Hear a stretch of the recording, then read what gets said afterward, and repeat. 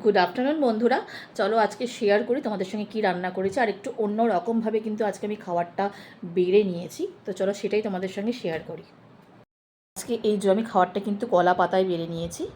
তো পাপাই বললো আজকে একটু কলা পাতায় খাওয়া যাক। তো যেটা আজকে করেছি হচ্ছে রান্না, সেটা হচ্ছে এই যে গরম গরম ভাত, আর তার সাথে নিয়েছি এই যে একটা কাঁচা লঙ্কা, এখানে হচ্ছে নুন, লেবু, আর এটা হচ্ছে পালং শাক ভাজা, আর এটা হচ্ছে ইলিশ মাছের লেজা ভর্তা, পেঁয়াজ আর শুকনো লঙ্কা ভেজে মেখেছি, আর এটা হচ্ছে বেগুন দিয়ে ইলিশ মাছের কালো জিরা দিয়ে ঝোল।